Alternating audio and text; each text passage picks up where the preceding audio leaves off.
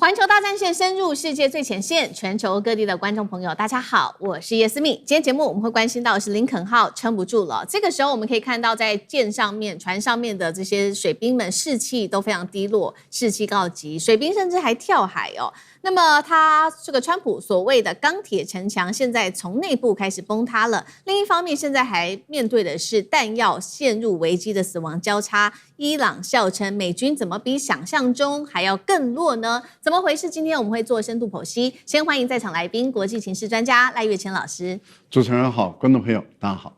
前国安会副秘书长杨永明老师。思敏好，各位朋友好。前成功级舰长黄镇辉舰长。主持人、各位观众大家好。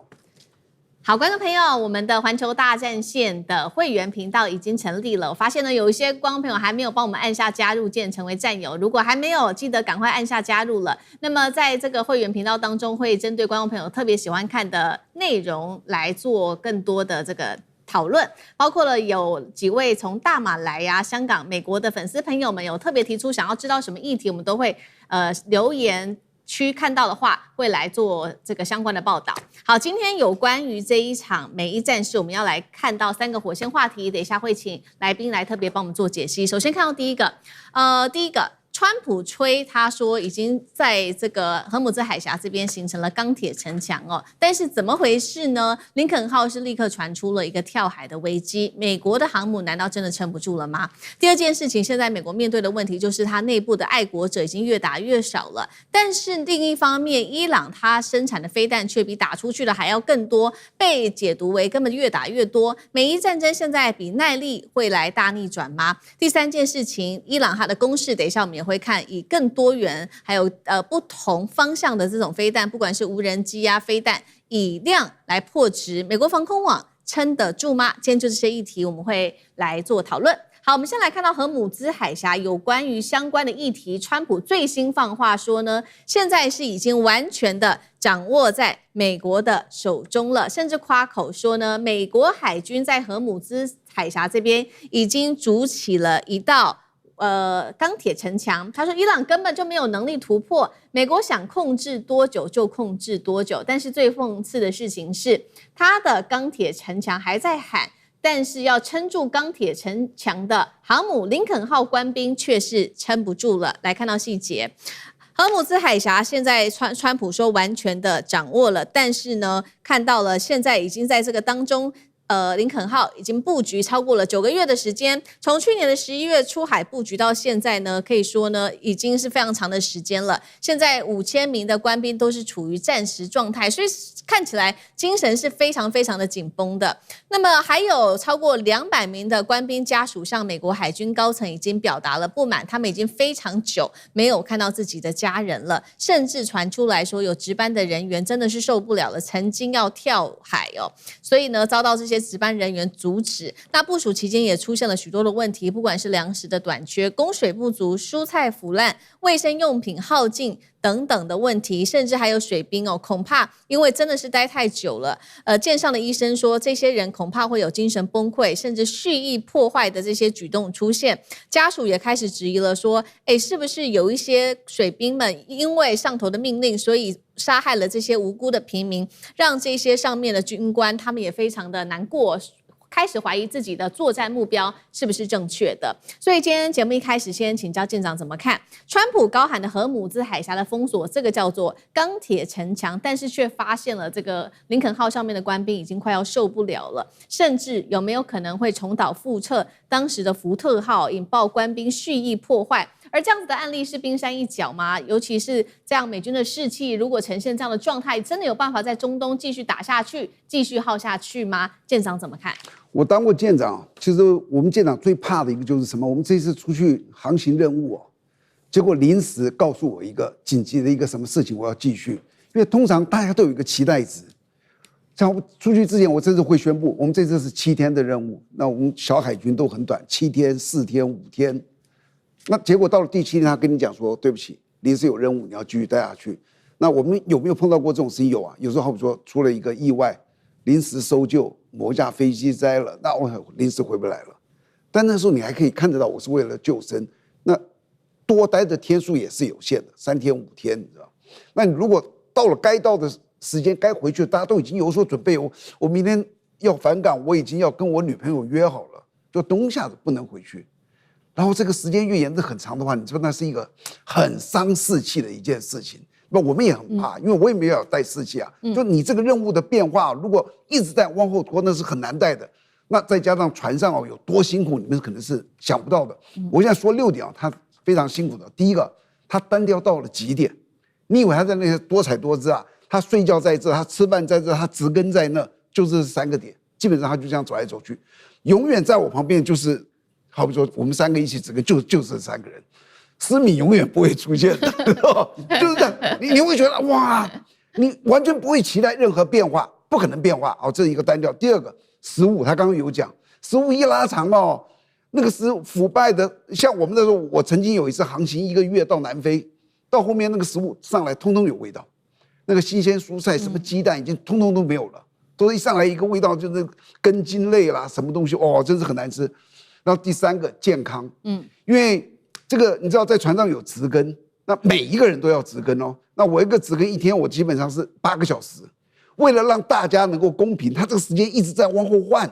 我举个例子，你不能天天都是我值0到4，你值这个8到12，那你多幸福我多苦啊。所以他就每一个推一个，每一天推一个，你就知道。像我在船上的时候，我每天都要调时差，我有时候想睡觉睡不着，我有时候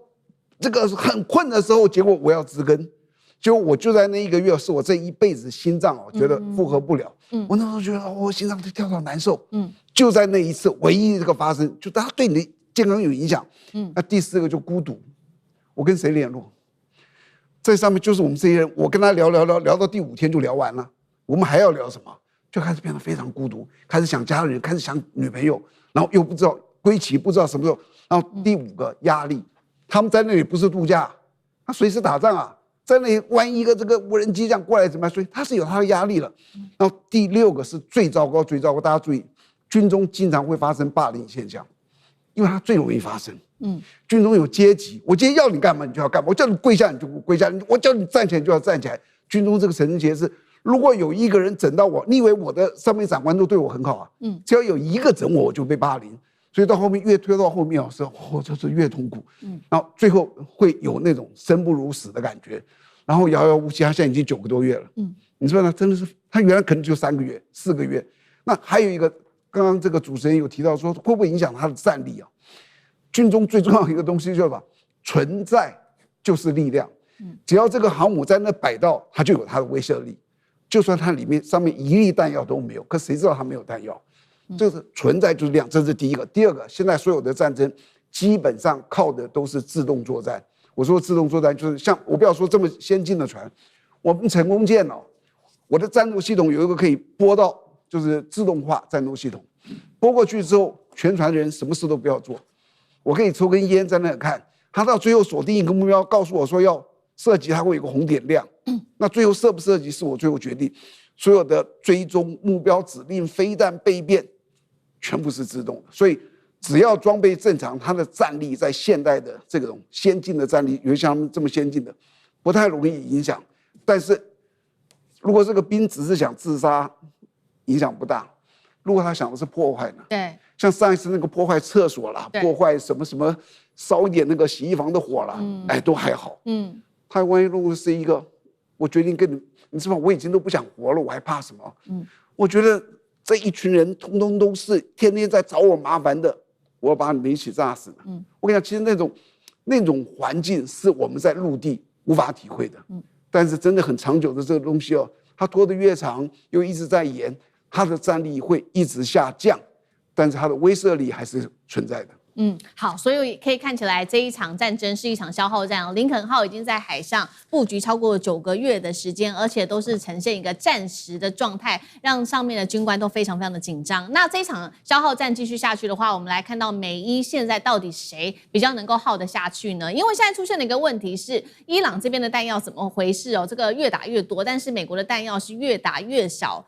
呈现了一个很奇怪的一个对比。我们先来看到《纽约时报》最新的报道，他说呢，现在伊朗的战法也已经改变了，他们现在学会的是模仿俄罗斯在打乌克兰的这种打法，不再追求用一种武器来决胜，他们是靠把弹道飞弹、巡弋飞弹、无人机全部绑在一起，从不同的高度、用不同的速度跟方向同时进攻，呈现一个复合式的饱和式攻击。那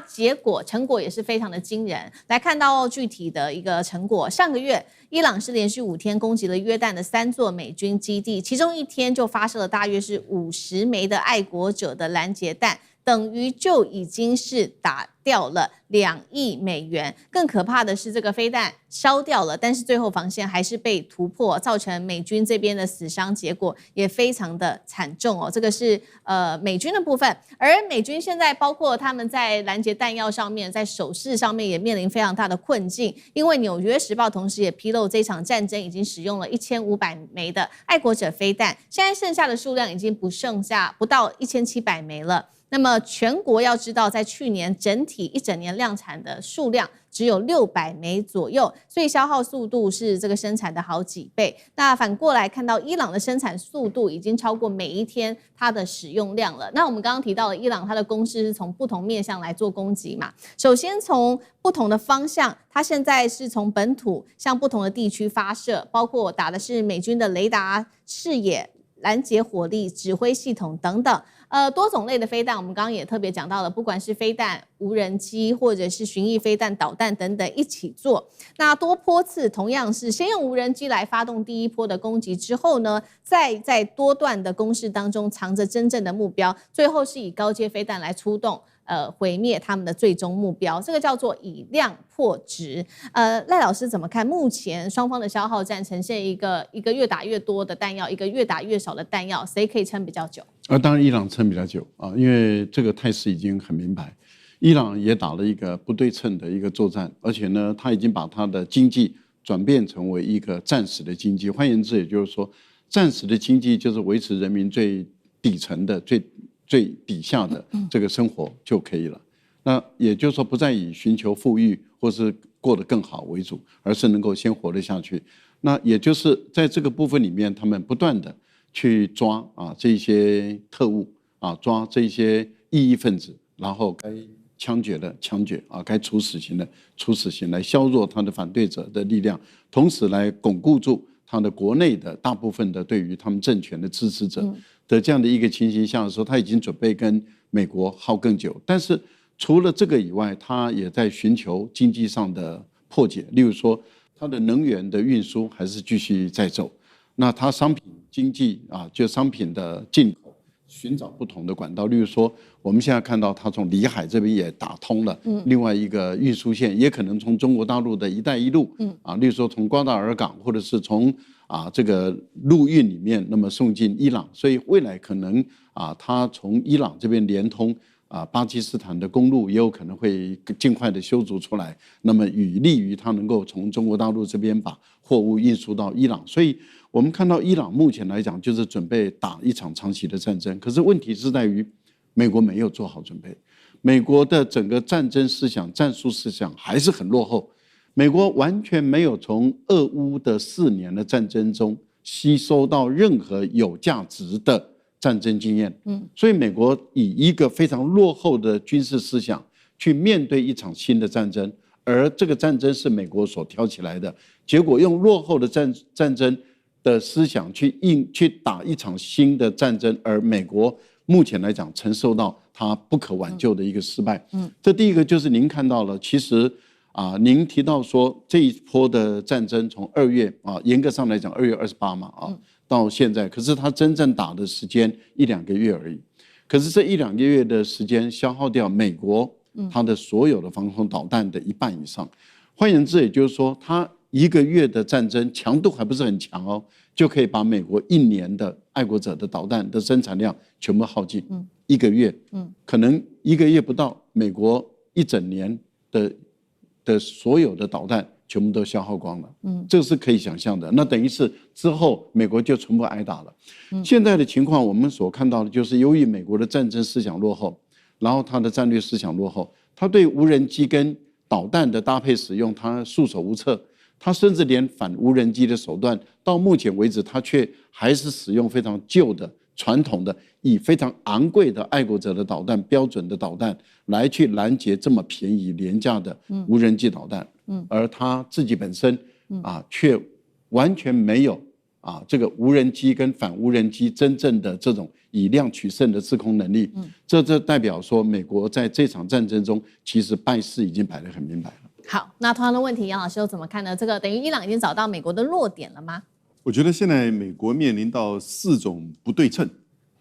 第一个，我们讲了很久的，也就是成本不对称，也就是弹药成本的不对称。伊朗的一个无人机2万美元，美国呢，如果要拦截爱国者飞弹，如果是3型的话300万，2型的话呢200万。那美国所发射的战斧飞弹1枚大概是也300万到600万。然后呢，这个标3那更贵。所以这一些都已经库存的第2个不对称就是库存。那现在库存不对称，看起来伊朗还是拥有蛮多的无人机跟这个飞弹。那第3个不对称是什么呢？第3个不对称，简单讲是地理不对称。我觉得这是关键的一个不对称。也就是为什么今天美国第一个他不敢打地面战争，第2个它的成本跟库存的不对称对他来讲是蛮大的影响，因为地理上的不对称。怎么说呢？第一个是在荷姆兹海峡的地理，第2个是在伊朗他自己本身地缘跟地形的高原堡垒的这个地理。所以呢，荷姆兹海峡在地图上那就是就是伊朗旁边，这个你怎么炸也炸不掉，也移不开。所以呢，伊朗基本上控制荷姆兹海峡，这个造成一个不对称。那第2个呢，就是美军你就算在海湾地区有这些基地，可是事实上你都是用轰炸，所以你必须要从这个距离伊朗可能1000公里以外的地方，因为你担心你的船舰或者是基地遭受到伊朗的攻击，所以从第1波之后呢，你看它就移到约旦去，甚至更到地中海，然后呢到印度洋的迪埃戈·加西亚这个岛屿上，所以它的整个光是战机起飞，它可能要加1次油才能够返回。因此，这种不对称，地理上的不对称，使得伊朗掌控荷姆兹海峡，伊朗可以轻易的攻击美国在海湾地区的军事基地，也使得美国必须要花更大的力量跟成本，然后更多的这个弹药来去轰炸伊朗，而他不敢打地面战争。第4种不对称，这个最关键了。什么东西呢？消耗不对称。伊朗其实你不要看现在伊朗这个受创很深啊，它的基础建设、桥梁、军事设施，从2月28号打到4月7号的38天，美国说他打了15000个据点。你不要忘记，以色列打了15000个据点以上，然后呢死亡3000多人，对，美国死亡18人。所以伊朗的受创，它的基础设施、民生设施、经济、能源，可是他们的韧性撑下来了。但是呢，撑下来之后，美国这边被消耗的是什么不对称？国际能源压力的不对称，美国的经济、油价、通膨、选举的压力、人心、民心的这种压力的不对称。伊朗撑过来，美国现在是说他要继续给你消耗，消耗到后来让你伊朗受不了，但是美国能撑下去吗？所以消耗也是不对称。当然了，美国现在也在发展，就是他们的就是不对称的武力，也就是说，他也用低价的无人机啊，或者是无人机拦截无人机啊，或者是其他的这些低价的攻击性的武器。可是，在这种4个不对称之下，特别是地理不对称跟消耗不对称情况之下，我觉得美国要继续打这个战争非常困难。好，谢谢杨老师。那我们休息一下，马上回来。观众朋友们，我们要开会员频道啦！因应呢美中、中东还有印太的乱局，你看到的是新闻，我们看到的是背后谁在操控这个世界。加入会员可以取得独家视角的通行证，你将优先取得更深的观点判读，包括了核心真相分析、历史脉络拆解、局势推演逻辑。同时解锁会员勋章、优先互动权、问题解析、幕后花絮，支持我们制作高品质的影片。点击下方的加入键，一起成为战友吧！我们会员频道见。好，来关心到俄乌战事哦，现在泽伦斯基撑不住了，突然间在此刻向美国提交了乌军的终战方案，原因是什么呢？等一下来看。那乌军另一方面在持续的进攻俄罗斯，但是呢，另外一方面，美国总统、副总统范斯下令说不要再针对于黑海的地方再继续做攻击的原因是什么？等一下也来看。另一头，我们来看到俄军现在准备在动员是俄版的星链卫星要接管战场的神经吗？今天我们会做一个深度的剖析。俄乌战争现在关心到打了第5年，出现了一个不寻常的讯号，就是我们刚刚特别提到了，为什么泽伦斯基基辅现在突然间说要把新的终战方案给交给美国了呢？但是问题来了，为什么开始谈终战？表面上我们看到乌军现在的动作，包括它扩大它的打击，透过的就是无人机跟反舰飞弹突袭俄罗斯在黑海的重镇，这个地方是新罗西斯克的港口，还有防空设施、粮食码头。另外一方面，我们看到这个乌克兰更想要透过打击当地的港口、炼油厂跟油轮，直接掐住俄罗斯的能源。但是在此刻，美国突然间踩下了刹车。我们要来看到最新消息哦，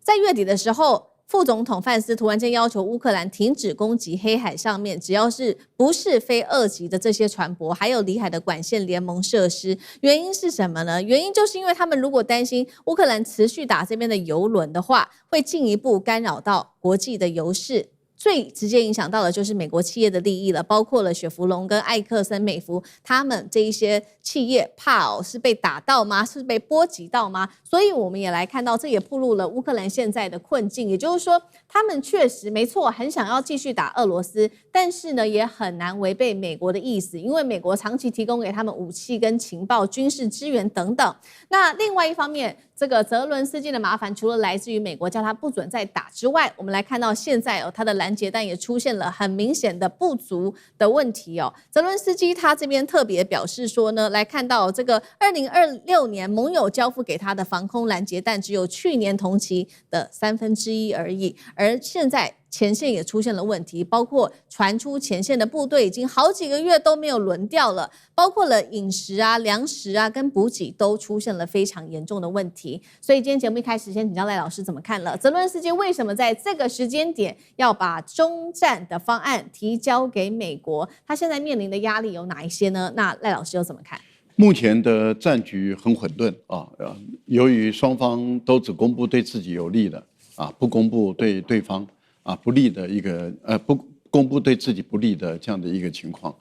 所以到底战局的情况到底怎么样？其实我们在外面的人越看越模糊。例如说，普丁在昨天他宣布，他说我们现在战局正处在一个最决胜的关键点，也就是我们对于乌克兰的一个关键的一个战略小镇已经实施包围战了。如果这个小镇被我们吃下来的话，在整个顿巴斯地区，就包括卢甘斯克跟顿涅茨克，整个顿巴斯地区，那对于俄罗斯来讲，将会整个全面的反攻。那乌军可能会整个全面的溃散。所以俄军很有可能就会突破乌军原来在红军城所打造的那个防卫线，然后就往这个第聂伯河，就是我们讲的聂伯城的方向来攻击。如果真的像普丁所说的那样，这整个战略的战争的决战点就在这段时间了。因为俄军只要一突破贯穿了，然后一直往聂伯城打的话，那个地方几乎乌军就只能够做这种人肉的一种防线，因为它没有一种强化的这个防御系统，所以只能够一直不断的临时挖战壕，然后在这个地方做抵御。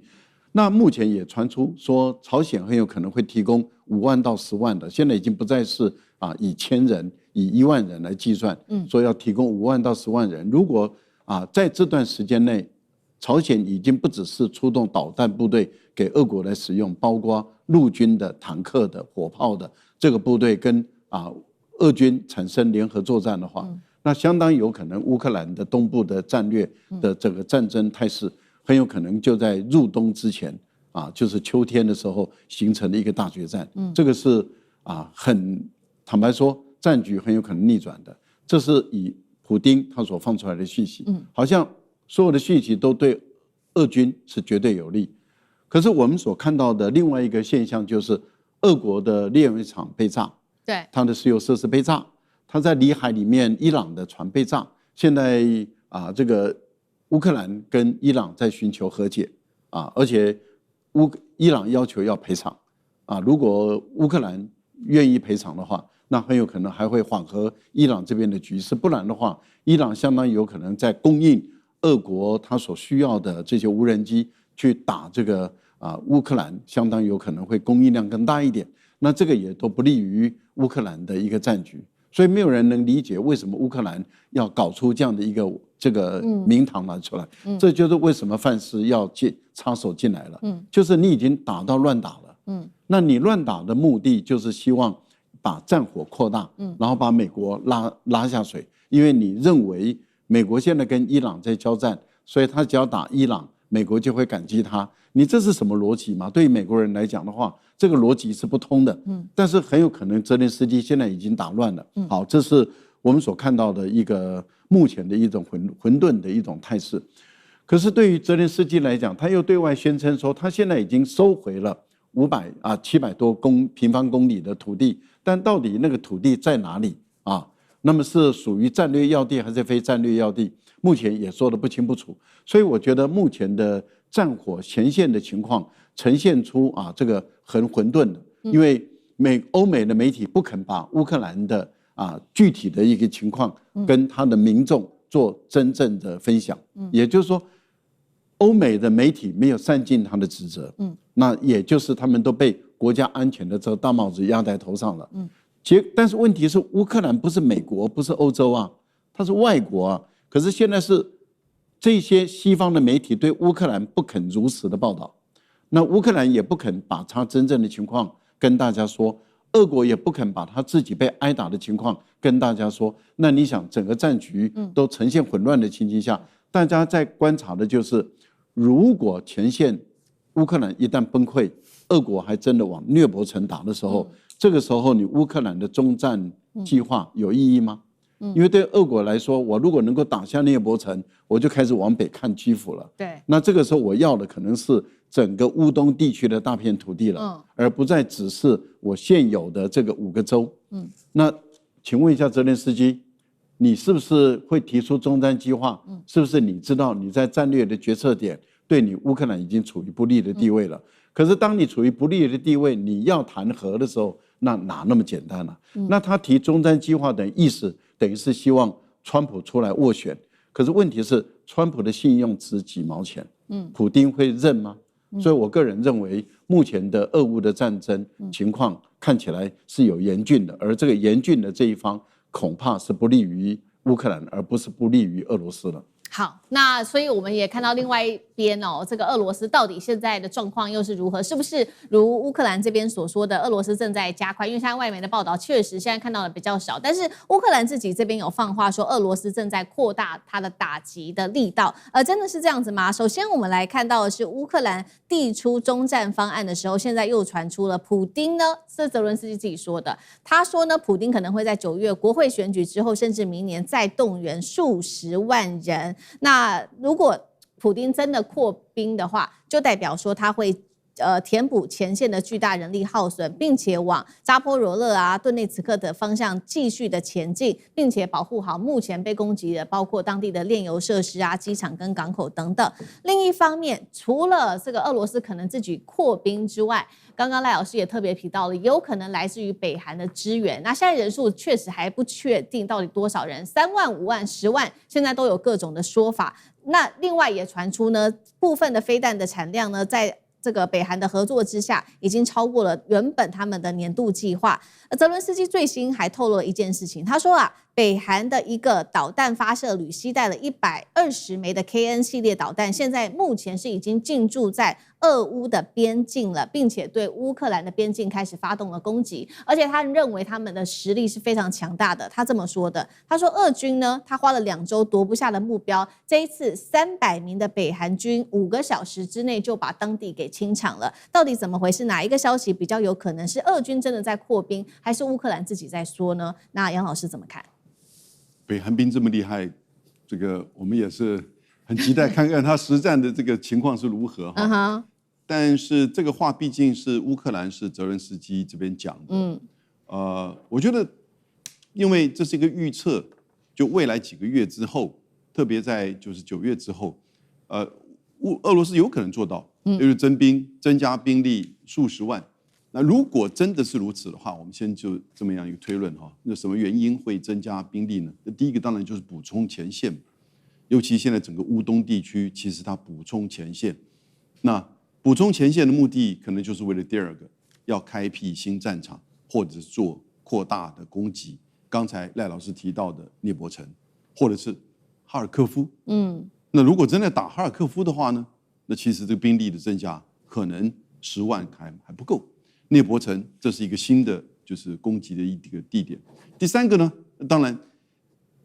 普丁提过哈，他希望在乌东范围之内做一个安全这个缓冲区。那这个缓冲区的建构呢，需要更多的兵力，这个兵力就不一定是战场上第一线的这个兵力，所以这都有可能。那在这样的情况之下，普丁的增加的兵力，在这几个因素之下，看起来我觉得他是会这么做。那会多少来自于北韩的援助，这我们真的不知道。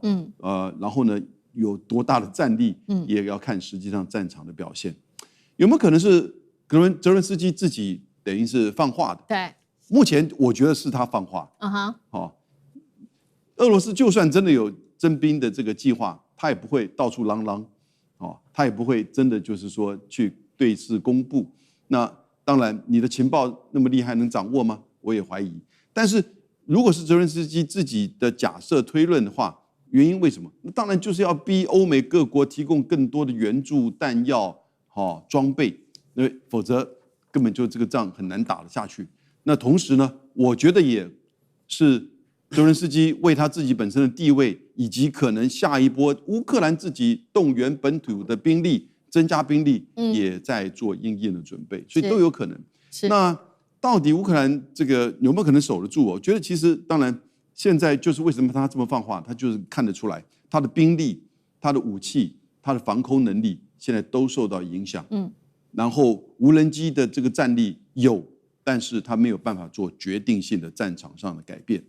他没有像伊朗那样子的地理的位置，而且不对称的优势。那同时呢，你看到就是欧美这边提供的援助能不能真的持续不断？那我觉得，如果说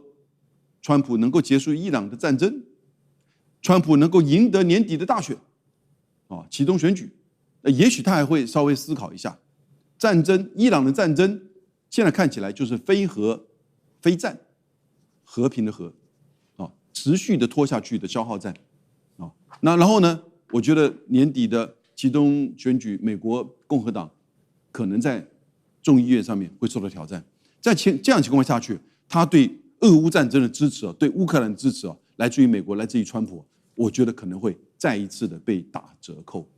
好，那另外一方面，我们也来看到说，刚刚我们也特别提到了，有没有可能那双方现在都在加强攻势的话，秋季会有另外一个决战？因为现在也看到说，俄罗斯确实又有一个新的打法了，不只是打现在看到的飞弹、无人机啊、地面战等等，现在已经打到了太空的部分了。我们来看到最新的攻势是俄罗斯正在加强部署的这一款叫做曙光的低轨卫星通信系统，被外界称之为叫做2版的星链，它能够串联包括无人机、飞弹、地面部队指挥中心也就是说，包括了未来如果美国跟乌克兰对他们进行封锁的时候，他们也不会完全的断网。目前是说有16颗这样子的卫星，那他们的目标也已经计划开出来了，2027年要有292颗，2035年达到900多颗。虽然说它的整体的能力还不比星链这么的强，主要是还是提供这种间歇性的通信，还没有办法到全天候全球的覆盖。但是呢，可以看到它现在目前已经能够打一场全新的战争。那战力到底如何，能够对抗美欧或者是乌克兰的攻势吗？那舰长又怎么看？首先大家要知道，如果说这个桌子是一个地球那他们现在所有的星链都是低轨的。我就讲了，我这个轨贴这么近，它涵盖范围是有限的。如果拉得很高，这个高轨的那个太空，那我就涵盖范围就很大。所以越低轨需要的数量就越多。那美国的星链大概1万颗。然后美国的太空发射的技术，就你发射上去，你要把它摆到轨道去，又比俄罗斯要这个进步。他为了做他的星链，大概5年，从马斯克开始做到5年后才有第一次商业的收益。所以说，俄罗斯现在去做，这当然他要去做，但是他对这场战争基本上是没有什么影响的。丢这个东西他就能怎么样？那干脆他跟中国大陆合作好，叫中国大陆提供他一些这个战争。但是任何一个大国一定要去做星链。我想美国已经在做，中国也在做，俄罗斯你可以看到他起手在做。我觉得未来像欧盟也会做。为什么？它有太多的用途了。第一个就是它的军事用途，它的军事用途就是整个我指挥得到，我看得到，对吧？这整个这个地球不管哪里，那你当然这个打仗第一个要看到，你看不到你还打什么仗？这是第一。第二个就是它的商业利益，商业利益非常之大。我这样子讲一个，就是如果我们今天是一个3G 的这个手机它的基地台在这服务的基地台大概可以服务几百个使用者，就是我同时之间有几百个人可以透过我传给另外几百个人。如果4G 的话，几千人，就加了10倍。5G 几万人，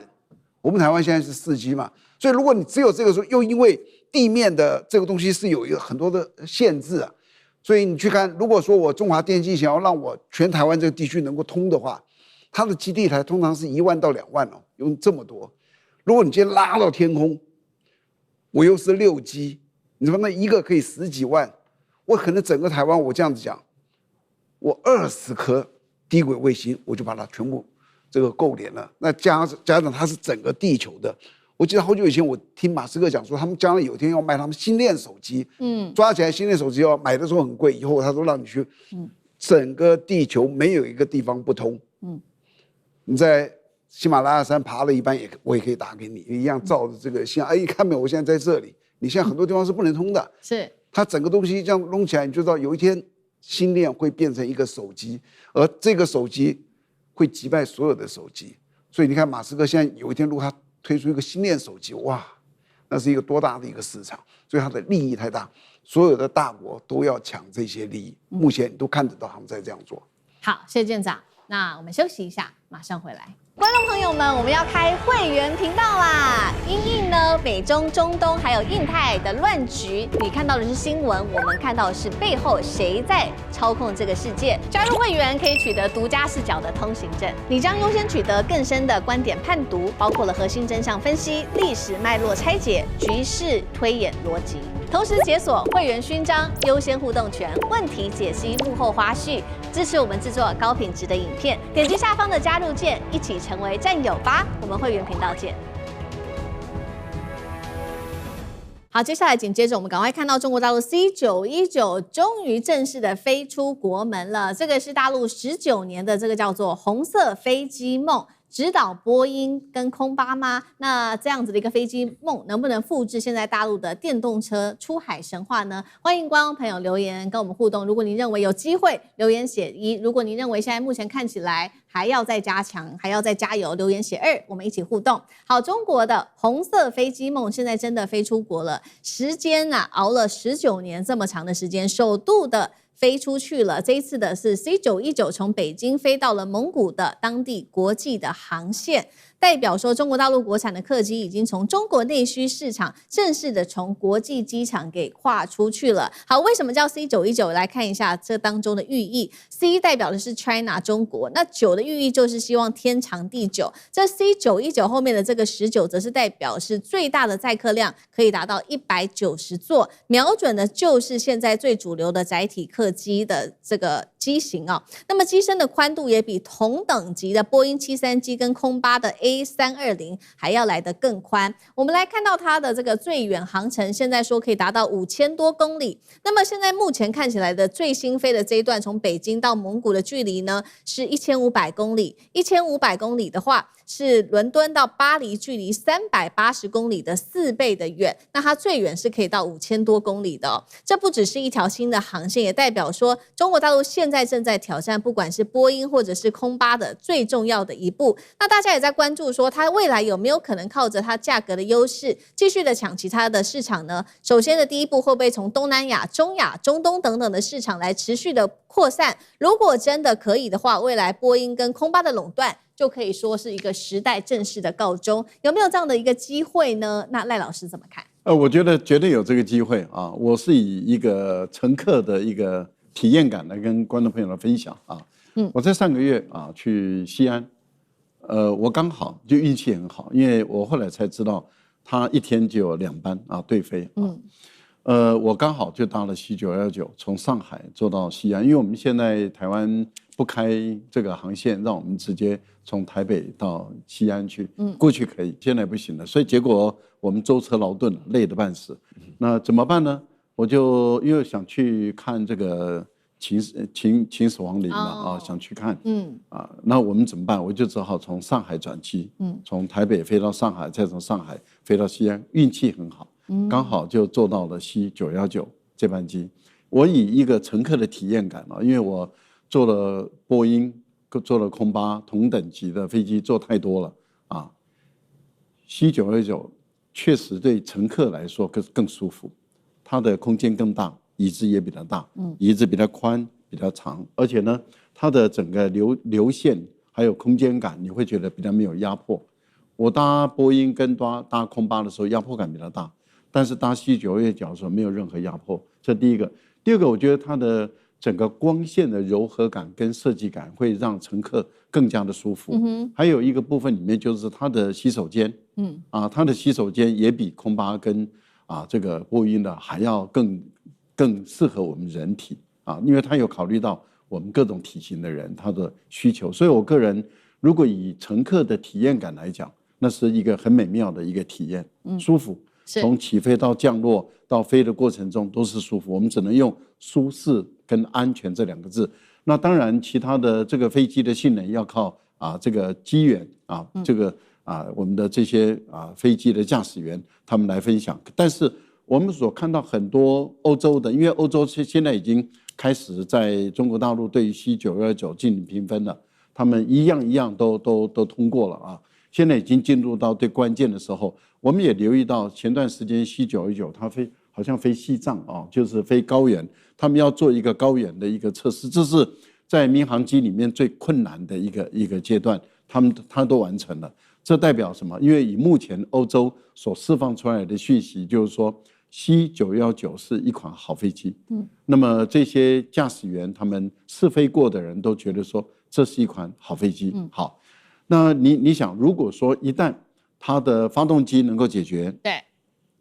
它本身中国大陆的生产制造跟这个供应链这个部分里面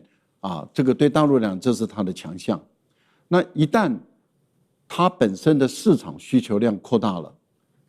它本身开始进入以经济规模的量产的时候，它的价格绝对会比波音跟空巴的价格更好。是，一旦它的价格更好，各位想想，它当然有竞争力嘛。一旦有竞争力，因为这是一个目前来讲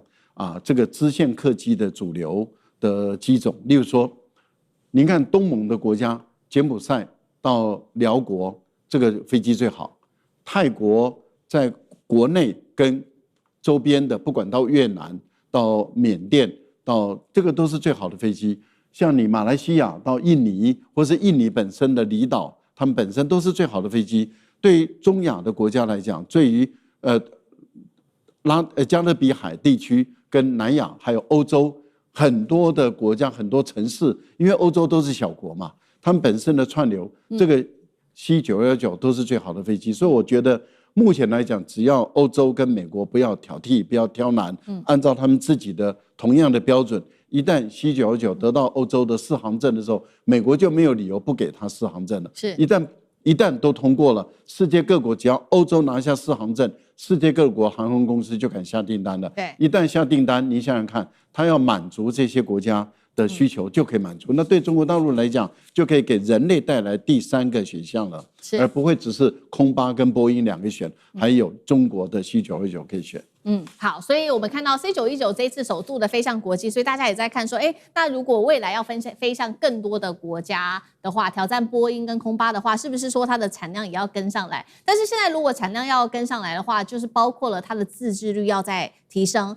现在虽然说很多他们的这个飞机大部分都是中国制造的内部，但是还有一些东西是被欧美给卡住的，包括了发动机、航电跟飞控等等。最关键的其实还是在它的发动机，主要还是美国奇异航太所提供的。所以大陆现在正在拼就是自己国产的发动机，这一款叫做长江的这个发动机哦，要把美国的心脏给换掉。再来就是交付量也要同时间跟上来，因为呢，在7年的7月份，当时对外披露的订单是1500架，确认订单现在也说是1150架，但是到现在看到真正交付量只有42架，所以2个难关还是要克服，有没有机会？杨老师怎么看？真的都是时间的问题，以及如何突破国际波音跟空巴，当然它也在就是抵制卡位，甚至呢在拖延。那西方国家的拖延不只是在机的这个机证认证以及整个就是取得许可，那其实也在发动机的制造上面。现在它C919 2015年到现在，你刚刚提到42架嘛，哈，对，那目前都是用美国、法国就机翼合资的这个叫做 CFM 这家公司所做的这个引擎，我们叫 LEAP 1C LEAP，然后呢 1C， 那它42架，包含飞到就是外蒙古的这个，都是当然用这个 LEAP 1C 的奇异引擎。那大陆自己本身的应该是中国航法所发展出来的，叫做长江应该是叫做 CJ1000A， 对 CJ1000A， 这个发动机大概可能今年或明年的时候，它就一定程度的可以这个完成它相关的装机测试以及这个甚至能够在明年可以试飞。可是这里的问题就是，你要再取得就是国际上的认可的时候呢，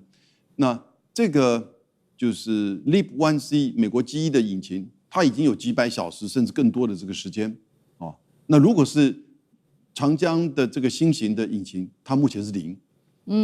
所以它先从国内自己本身做一定的试飞，你要换成新的引擎，然后试飞之后呢，你再慢慢拓展到国际，可能又再一次要从蒙古或者是东南亚开始再走。那这个过程其实大概也可能会快的话，也是要2到3年的时间。不过我觉得不是那么乐观，因为基本上他们一定会拦你。那西方做的引擎没有问题，所以你的机体、你的飞行航式这个时速等等之类，累积起来到了这边，它其实能拖你也不过拖个1-2年。可是你新的引擎的这个安全系数等等之类的这种验证那就是另外一个话题，那可以挑你毛病的这个情况多得很。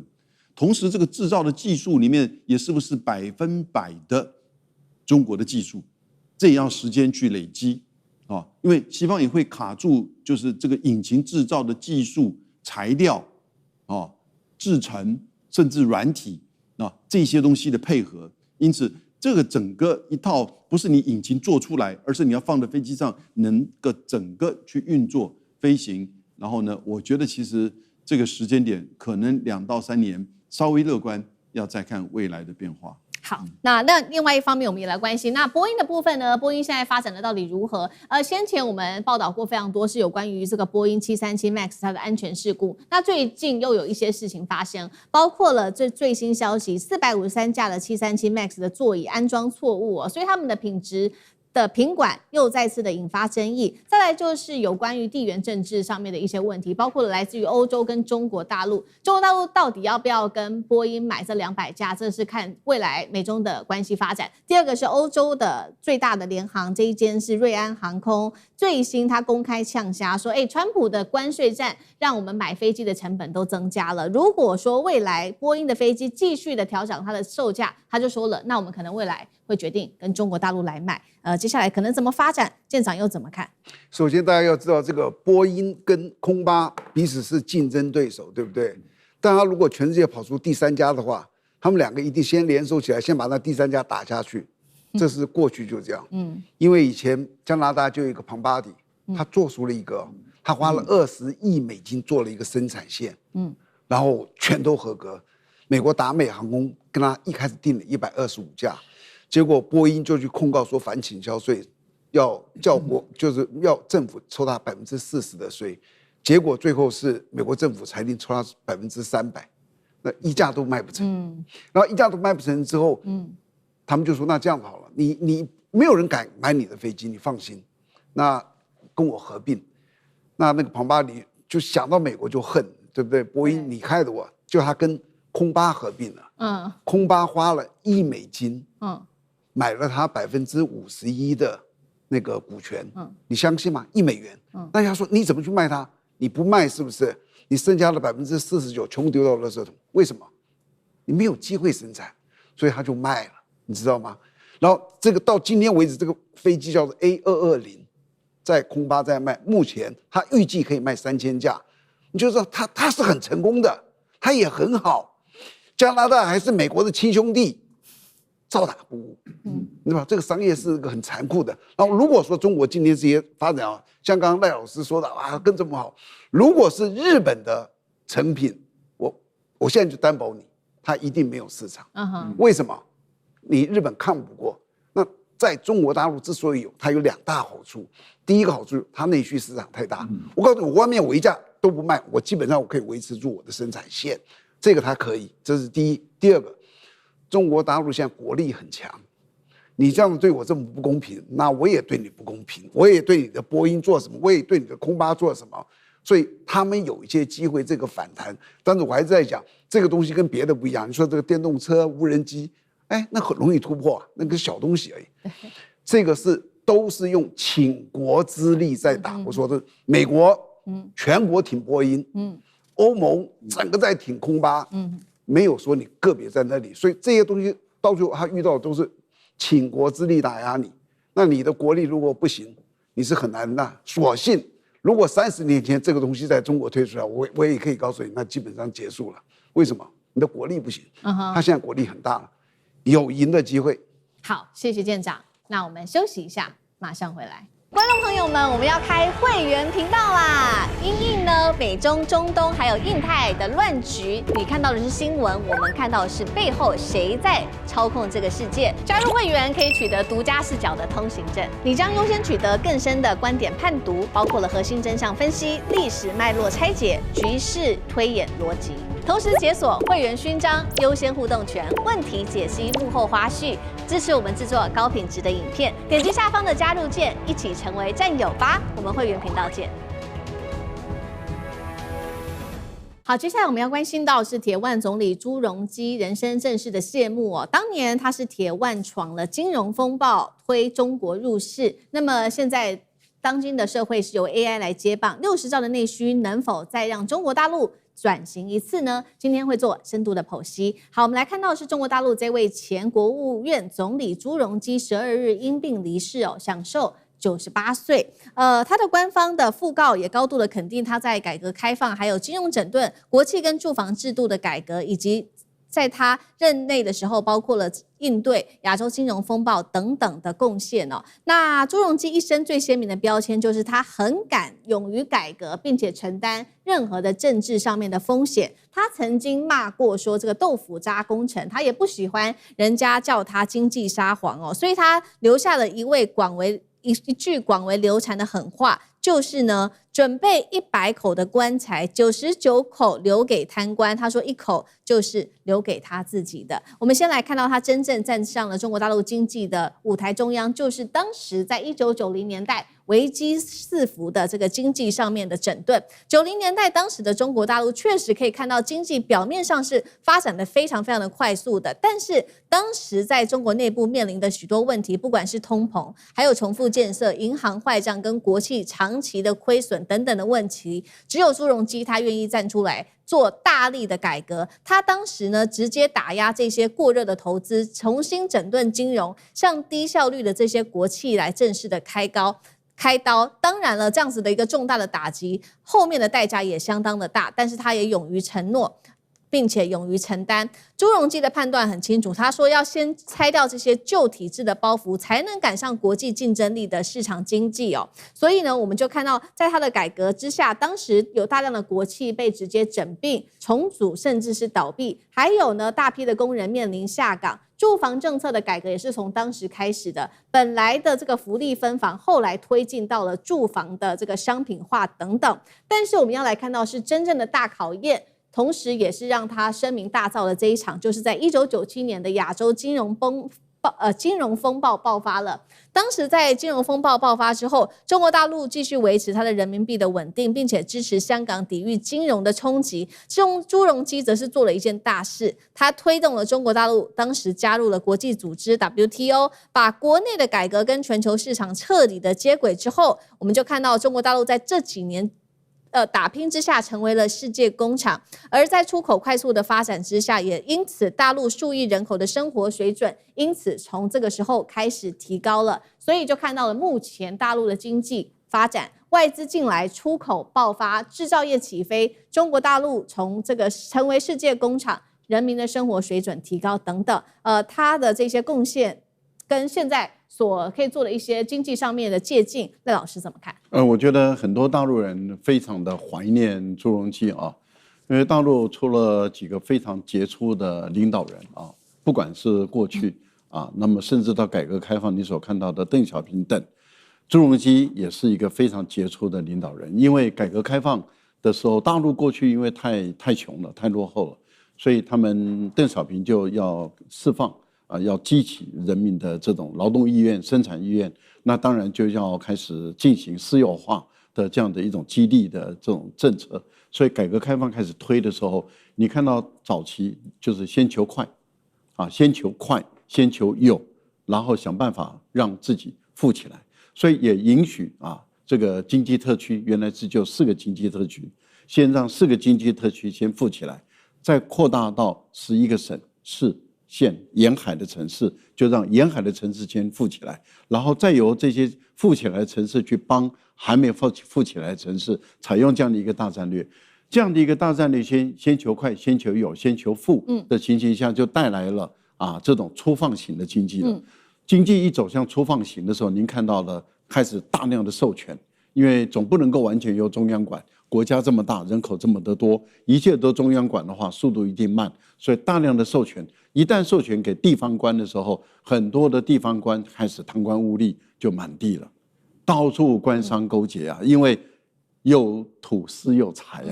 那既然我今天要开放，要搞工业园区、科学园区、经济园区，那都是土地审批都是，那就一堆就是收钱，我就给你好地。就这样子的一个发展里面，我们看到的贪污腐败越来越严重，然后再加上你刚刚讲的商品房，原来的土地政策、房屋政策都是国有化的，但是现在要推商品房了，要推商品房，谁能拿到地，谁就有可能致富嘛。这个在台湾过去的发展的过程也是如此，谁拿到地，谁就有钱，然后你只要盖起来。所以我父亲过去也是曾经做过这个房地产商的，他是营造商，也盖房子的，所以我们都知道，你拿到地，拿到好地，那是太重要了那你要拿地，要用什么方法拿地？所以空间就很大了。所以当时而且炒房子是最愉快的事嘛。大家拼命炒，那这样的情形都伤到国本。对，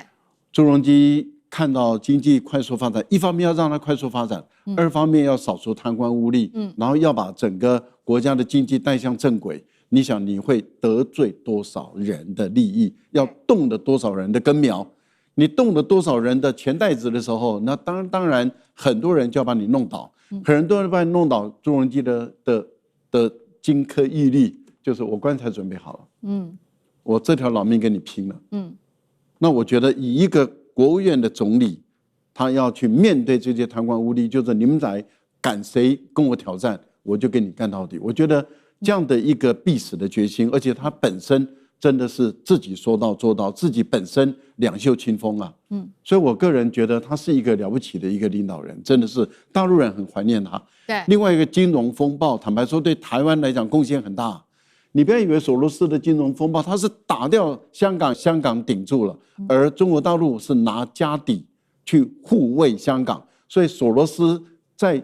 韩国、在泰国、在菲律宾扫的钱里面，在香港赔光了，他一生恨中国，就是因为他在那个地方让他赔光了。好，所以我们看到这个朱镕基一生做了非常多的贡献，包括在经济上面的改革，还有刚刚说了嘛，协助走过的整体的亚洲金融风暴。那确实，中国大陆也因此带动了它的整个外资投资、出口跟制造业等等。不过现在经济上面又来到了另外一个天花板，就是现在整体的环境又不一样了。现在当今的